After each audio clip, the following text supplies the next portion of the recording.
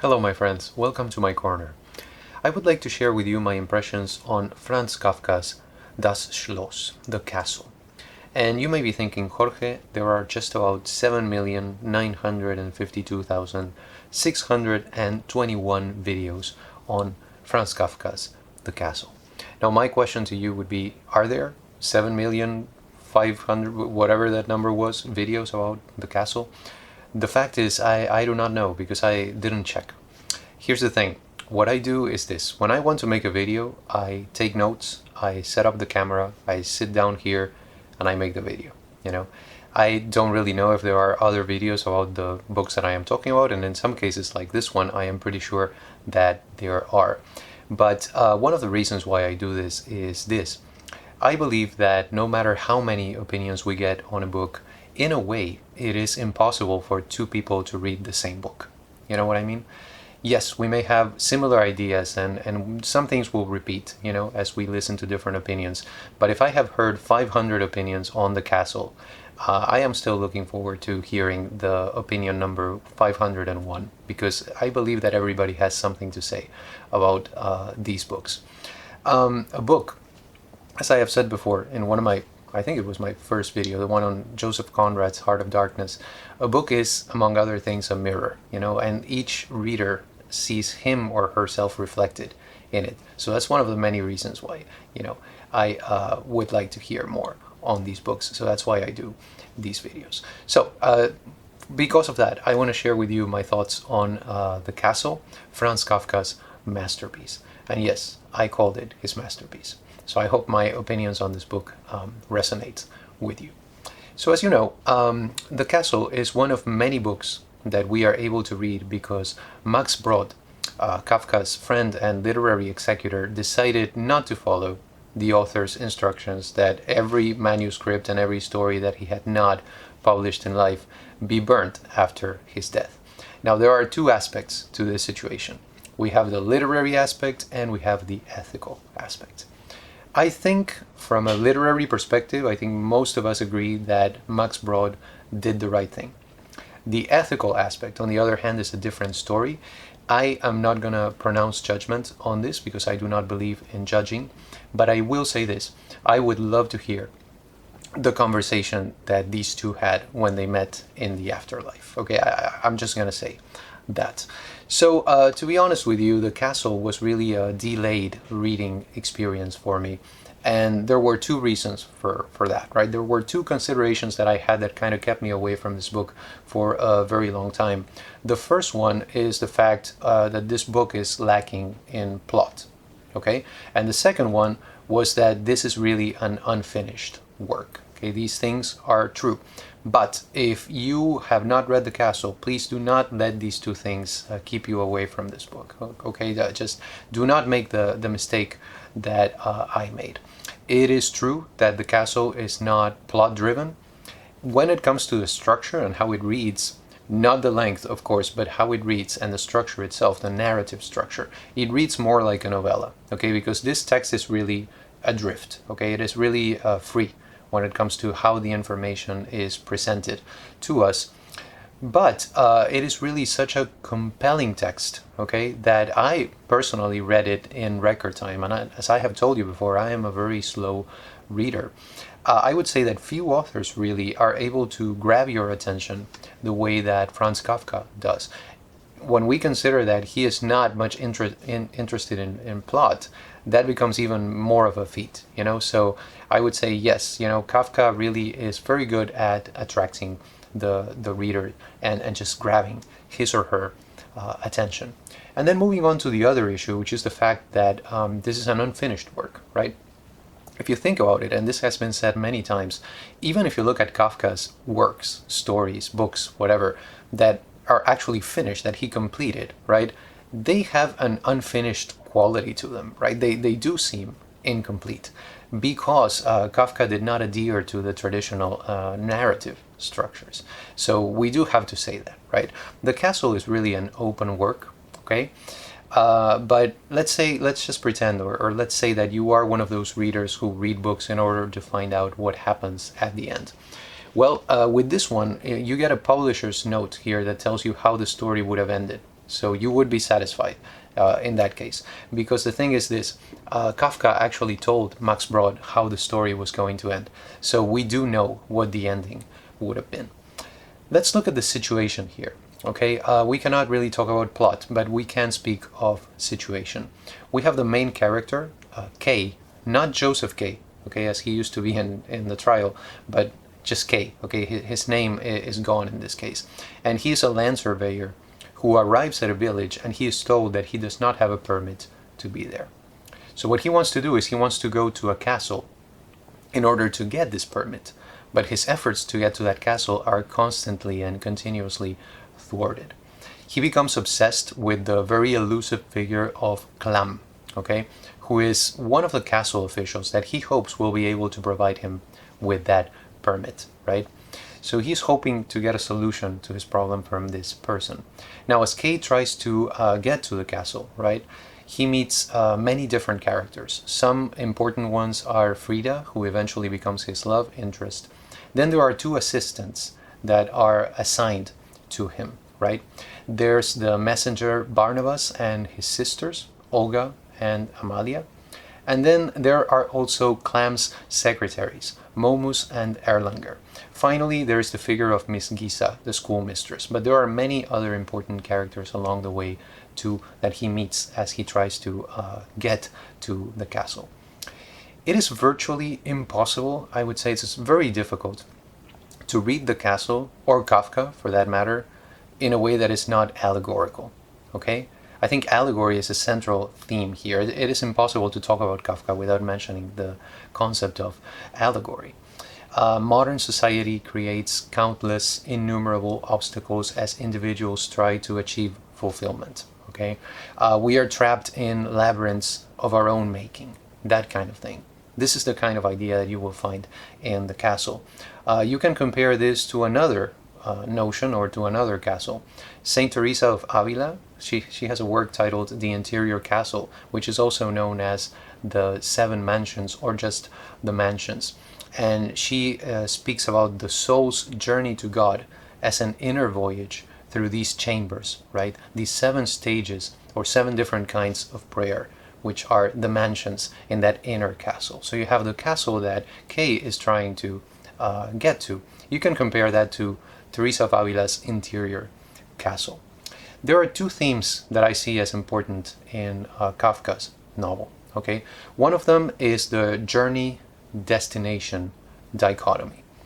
Now, even in our goal-oriented society, you have probably heard the cliche that it is not the destination that is important, but the journey itself.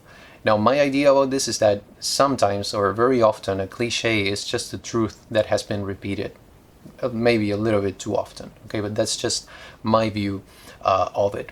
The thing here is that Kay becomes so obsessed with his goal, reaching the castle, of course, that he is really unable to enjoy the journey. And if you ask me, there is one point in the novel where I feel that in some cases, right, in some instances, he even forgets why he's trying to get to the castle in the first place. So that is something that you can see there in the novel. The people around Kay, right, the way that he perceives them is as a means to an end. So the people in his life, the people that he encounters, are important to him only insofar as they can help him, and if they can help him and when they can help him to get to the castle. So he becomes, he has this very negative view of the people around him. It's like a very pragmatic view, if I can call it that. And this leads to the second important theme that I see in the castle, which is this: the ambiguity of human motives. There's one point in which a character suggests that Kay become involved with Frida because she used to be Clam's mistress before. So maybe, through her, because of that connection, he might be able to get an audition with Clam. And then by the same token, Frida might have her own ulterior motives for getting involved with Kay, These are just possibilities. We don't really know, but they show you how Kafka cultivates ambiguity. And that is one of the many reasons why this type of allegory is the best type okay, and why the castle is such a powerful allegory. Because this is not the kind of allegory where you just, connect the dots or just do a matching exercise. As I've said before, when I talked about the metamorphosis, the kind of allegory that Kafka presents is much more complex than that, and that is what makes it more enduring, because basically you decide what is going on, what the allegory represents, and of course there is not just one right answer to that. In the castle there are many stories within the story because of all the characters that Kay meets, and I wanted to share with you which one is my favorite, just briefly. The one that stood out to me most vividly is Amalia's story. Okay, this is it really stands as an independent story, so you could read this just as an individual work, within the book, and you can find it on chapter 15. And there are two themes here in this story, which are guilt and honor. And an interesting thing about this is, as I was reading it, I thought we could even borrow a title from the Marquis de Sade for it. I would title it The Misfortunes of Virtue. That's all I'm going to say. Okay, I'm going to let you explore this story by yourself. So how do I read The Castle personally, right? I read the story as the story of a man who has a very clear goal, but he gets distracted, he gets entangled along the way. Okay, spiritually speaking, right, from a spiritual perspective, The Castle is really the story of every person who is trying to achieve union with God. From an earthly perspective, on the other hand, it is the story of every person who is trying to attain happiness, in this plane of existence. So there are many ways that you can really read the novel. And as I read it, I kept thinking of a very different and very similar text, which is Walter Tevis's The Man Who Fell to Earth, which has of course been adapted into an excellent film by Nicholas Roeg, starring of course David Bowie. In this story, The Man Who Fell to Earth, we have at the center an extraterrestrial who came to Earth looking for a way to save his endangered civilization. Now, the problem is that once he gets here, he gets entangled, right? Just like before. He gets caught up in all the trivialities and he loses sight of his goal. So unfortunately, this is a very, very universal, not very, but just a universal story. It's just one of those stories that many of us can connect with. And one question that I had was this: could we not also read The Castle as the story of an immigrant? Isn't that what is being presented to us here? If you think about it, think about the thousands of people who go to another country, right? Go to a foreign place in search of better opportunities, and then they have to go through endless legal procedures in order to get the necessary documents and all that, and they get caught up in the process. So in that sense, I would say The Castle is very relevant. Even if the other parts of the story do not convince us, there is that immigrant element there to the story, and I could really relate to that part of it.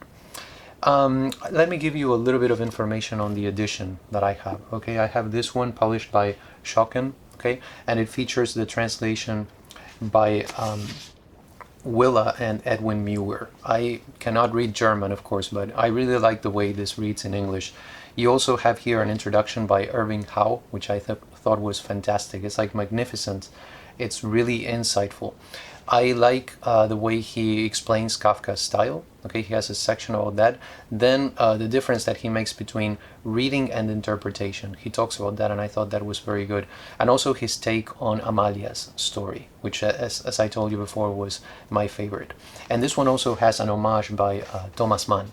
Okay, Thomas Mann, very interestingly, saw Kafka primarily as a religious humorist. I really like that label. I mean, technically I do not like labels, as I have said before, but I think that is a very interesting way to look at Kafka. And in his homage, he reads The Castle in that light. So I thought that was a very interesting, approach. You also get an appendix in this edition with plenty of deleted passages, alternative versions, fragments that Kafka decided not to include, and a lot more of those, alternative texts. So I enjoyed reading those, as I was reading the novel. Are you looking for a film version? Believe it or not, there is one. Okay, this is one of those books that you would think, who would ever think of making a film version of this book? Well, Michael Haneke, for one, that he decided to do a TV version of the castle in 1997, and I, for one, cannot think of a filmmaker who is better suited to the task. This is really an excellent film that captures the spirit of the castle and also, very importantly, the pathos and the humor of Kafka's novel. So if you're thinking who would want to watch a movie about the castle, you know, a novel that is kind of difficult to make the decision to read in the first place because of the fact that there is no plot, don't let that deter you from watching this movie, because it is very well done, and it is just, you know, the text translated into cinematic language. So I definitely recommend it. Bottom line, okay, if you're new to Kafka, first of all, you have no idea how I envy you, because this is one author that I would like to be able to read for the first time. But secondly, you may want to start with the short stories. Okay, you may want to start with the novella, The Metamorphosis, and the famous short stories like Hunger Artist in the Penal Colony, and all that, right? All of those stories. Then after that, you may want to move on to The Trial, and after that, you want to experience the castle, I would say. Amerika is something else, so we'll talk about that some other time, but that's kind of the order that I would follow if I were you. Now, if you have read The Trial, I think you will really enjoy this one. I think you're going to love it, okay? To me, it is superior. I would love to hear your impressions on that, whether you agree with that or not, or your thoughts on anything really related to Kafka. So do you have any questions, comments, recommendations, advice? I have some advice, okay? I would say keep trying to get to the castle, okay? No matter what. But don't forget why you're trying to get to the castle in the first place. Thank you so much for stopping by. Have a wonderful day.